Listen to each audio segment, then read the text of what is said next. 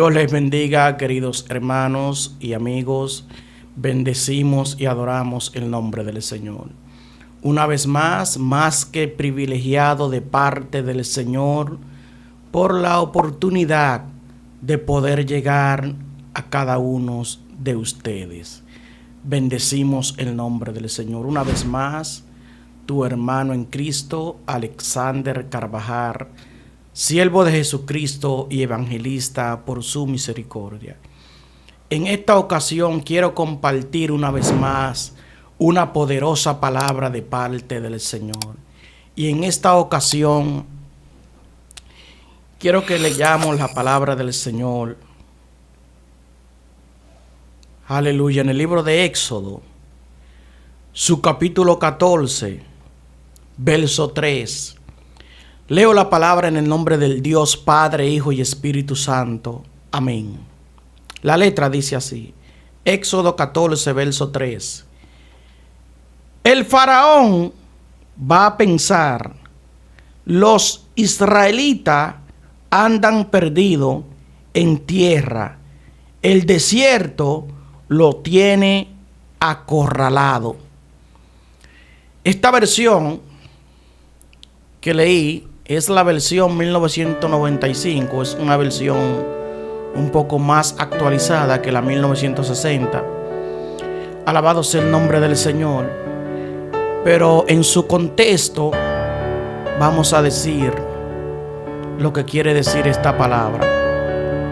Bendecido el nombre del Señor. Y quiero predicar bajo el tema: el desierto no es para muerte.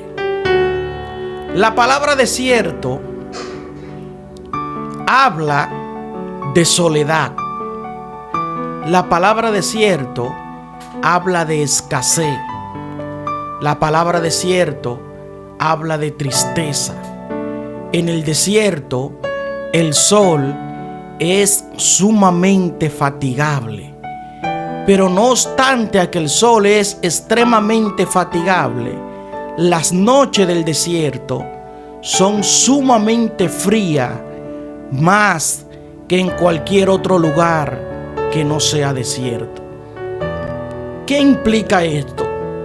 Que una persona que se encuentra en un desierto es una persona que está muy cerca de lo que es la muerte física, por la razón de que el desierto, el calor en el día es extremadamente fatigante y el frío en la noche es extremadamente frío, valga la redundancia. O sea que cuando hablamos de desierto, implícitamente podríamos hablar de la palabra muerte también. Por eso quiero predicarte en esta hora bajo el tema: el desierto no es para muerte. ¿Qué significa la palabra muerte? La palabra muerte significa separación. Cuando un individuo muere, físicamente el alma se separa del cuerpo y hay una separación entre ambos. De igual modo, en el término espiritual, cuando una persona peca, infringe la ley de Dios, quebranta la ley de Dios. Por lo tanto, hay una separación entre Dios y el hombre y la mujer que vive en pecado a espaldas de Dios. Alabado sea el nombre del Señor.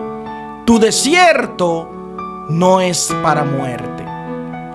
El pueblo de Israel duró aproximadamente 400 años de esclavitud.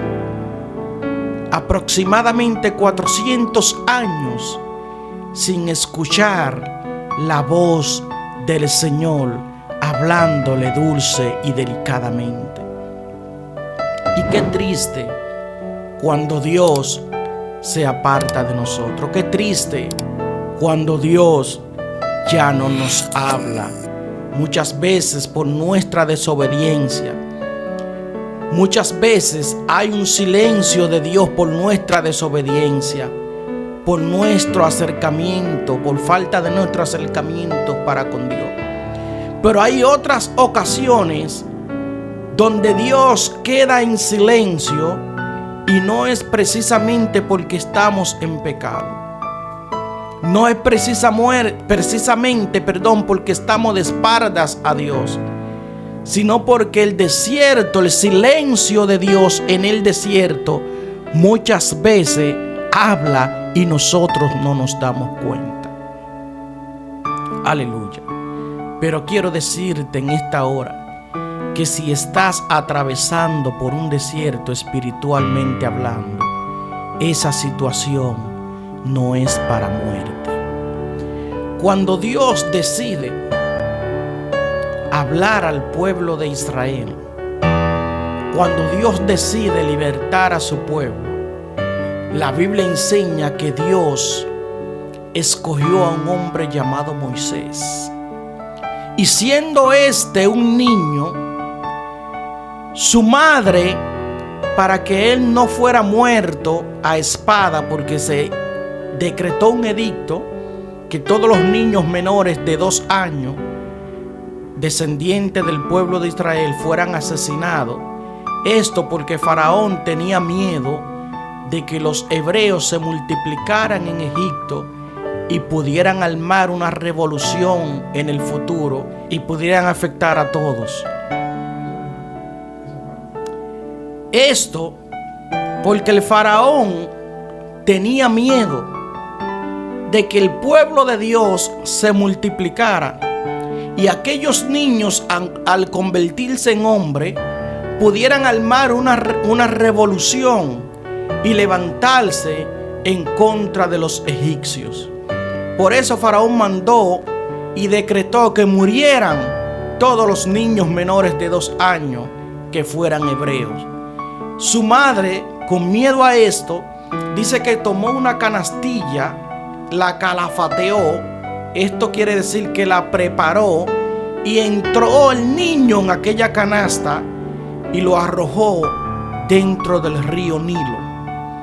El río Nilo era un río muy peligroso, tan peligroso que los cocodrilos abundaban en él. Y este niño fue arrojado dentro de aquel río. ¿Podía este niño ser despedazado por los cocodrilos del río? ¿Podría este niño ahogarse en las abundantes aguas o golpearlo el río con las poderosas corrientes que él mismo tenía? Desde su niñez, ya este niño estaba siendo procesado. Ya este niño estaba corriendo peligro. Pero qué bueno cuando Dios tiene cuidado de nosotros. Qué bueno es cuando Dios es quien nos protege. Cuando Dios está de nuestro lado, no hay espíritu de las tinieblas que pueda tocarnos. No hay dificultad que pueda hacernos daño, porque Dios es quien dirige nuestra barca. Y este niño llegó a ser un hombre, creció, llegó incluso a formar una familia. Y Dios le había hablado y le había dicho que a través de él, de Moisés, Dios iba a restaurar su pueblo y le iba a devolver la libertad que tanto ellos anhelaban. Y de alguna manera Dios trataba con Moisés y le decía cómo él debía dirigirse a Faraón, el cual era el gobernante de Egipto en aquella ocasión. Y Dios le daba las revelaciones a Moisés de cómo él debía actuar. Y en ocasiones múltiples, Moisés se dirigía a hablar con Faraón, pero este de alguna manera ignoraba el mensaje que Dios le enviaba a través del hombre llamado Moisés. Para no cansarle la historia, porque sé que la mayoría de los que están viendo y escuchando la conocen, llegó esta situación hasta un punto que el faraón dejó ir al pueblo de Israel y habló con todos sus soldados, habló con todo su gabinete y tomaron la decisión de dejar en libertad al pueblo de Israel. Después de 400 años de esclavitud del pueblo de Israel, haberle servido y haber hecho todos los trabajos duros y pesados que le correspondían a los egipcios. Cuando el faraón analiza esta situación y se sienta, él dice en su corazón: pero no entiendo qué locura es la que yo he cometido. Estoy parafraseando.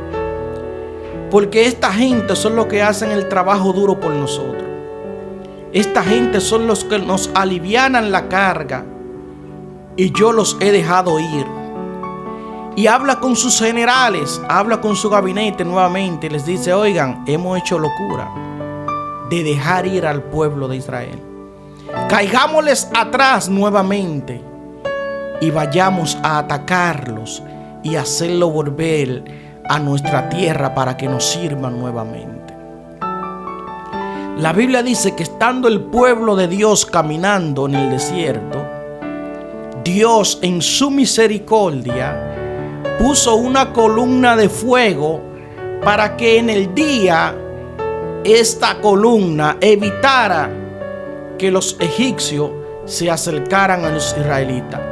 Pero también esta misma columna servía para calentar al pueblo de Israel en medio de la noche fría del desierto. Alabado sea el nombre del Señor. Y mientras el pueblo egipcio está detrás del pueblo del Señor, Dios está obrando y extendiendo su misericordia a favor del pueblo. Llega hasta un punto que el pueblo de Israel se encuentra con el mar Rojo delante de ellos. El pueblo de Israel tiene al pueblo egipcio y a Faraón que lo dirige detrás de ellos.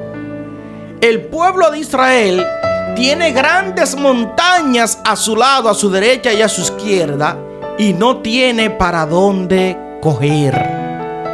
He aquí que Faraón utiliza la expresión y dice: encerrados están en el desierto, no tienen escapatoria.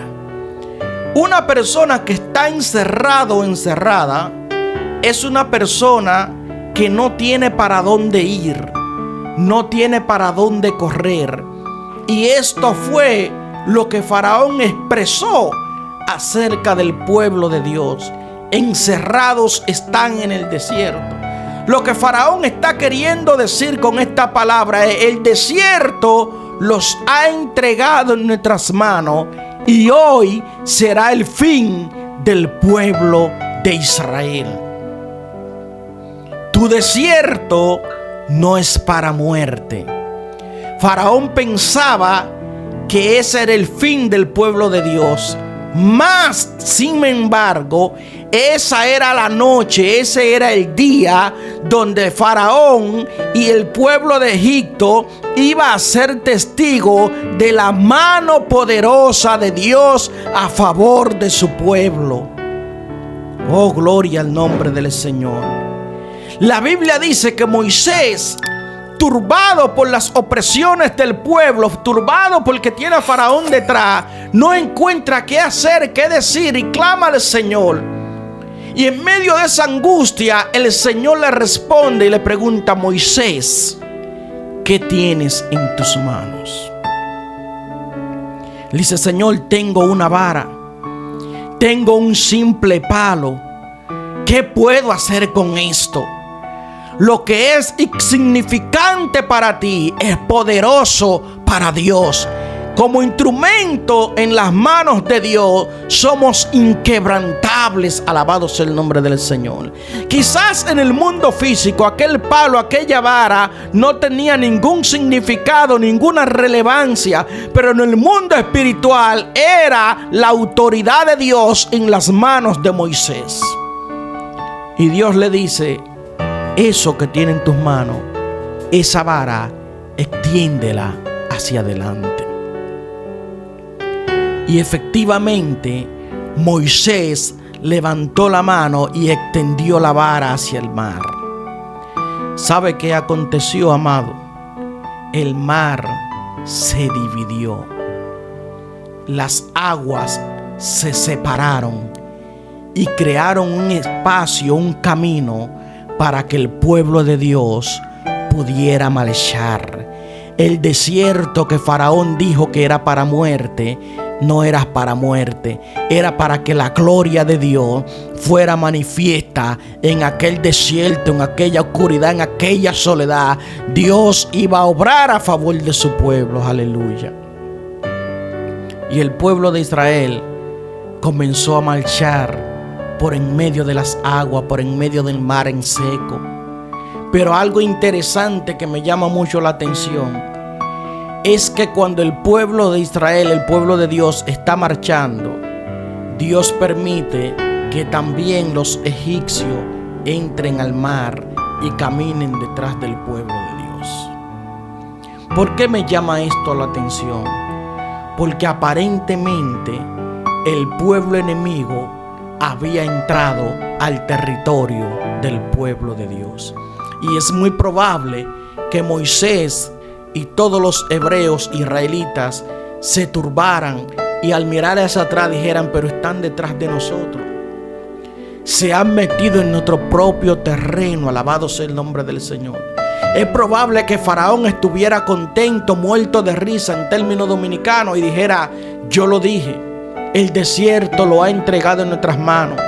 Pero Dios tenía un plan en el cielo que se iba a llevar a cabo en la tierra.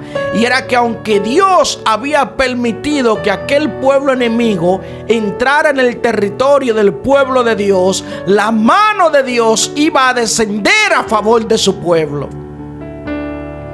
Y una vez el pueblo hebreo había cruzado del otro lado del mar, cuando los egipcios intentaron cruzar también, no pudieron, sino que Dios dio orden a las aguas del mar que se cerraran nuevamente, y de esta manera se ahogaron Faraón y todos los que perseguían al pueblo del Señor.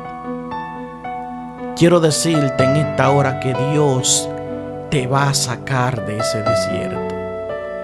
Dios te va a hacer cruzar al otro lado. Pero debe de estar confiado, confiada de que Dios lo va a hacer. Debe de entender que el Dios que te llamó no es un Dios de muerte, es un Dios de vivo. El desierto es un lugar de capacitación. El desierto donde Dios te va a aumentar la fe.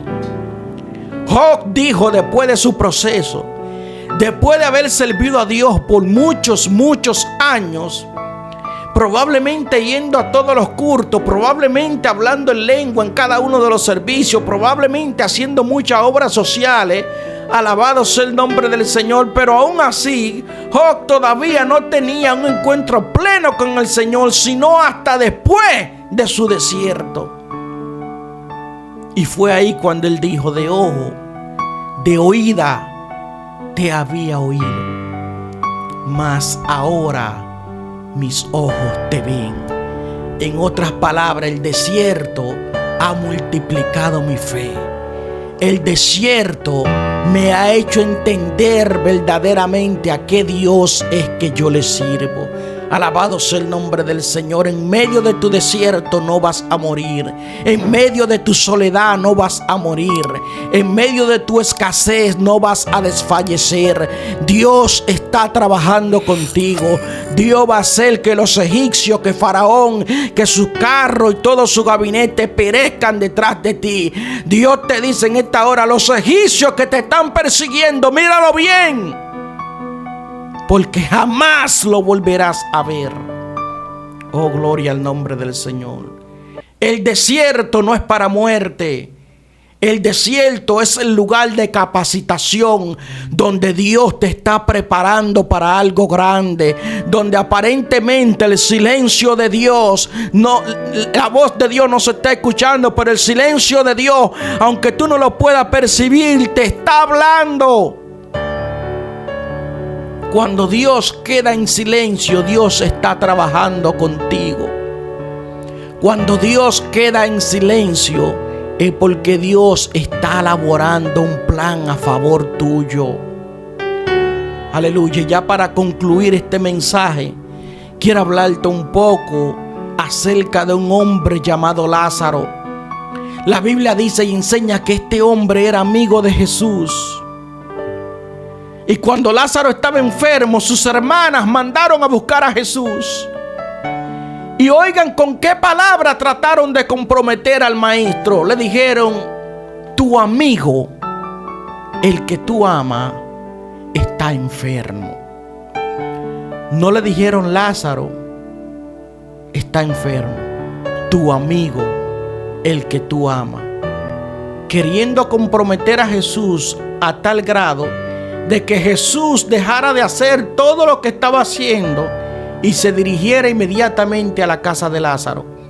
Mas la respuesta de Jesús fue: no puedo ir hoy a la casa de Lázaro. Probablemente las hermanas de Lázaro se sintieron mal. Probablemente Lázaro, al escuchar esta noticia, se sintió mal también. Y no entendió que el silencio de Jesús era una respuesta futura a la gloria que se iba a manifestar más adelante. Cuando pasaron 4 días, ya Lázaro estaba muerto y Jesús llega a la casa en ese instante. Y una de sus hermanas, de las hermanas de Lázaro, le dice: ¿para qué has venido? Ya está muerto el hombre. Ya tiene 4 días enterrado, está en un estado de descomposición. Te mandamos a buscar hace 4 días atrás y dijiste que no podía. Tú no nos amas. Tú dijiste que Lázaro era tu amigo y que tú lo amabas. Sin embargo, en su desierto, en su soledad, en su enfermedad, te mandamos a buscar y no respondiste. Y Jesús le dijo: Marta, ¿no te he dicho que si crees verás la gloria de Dios?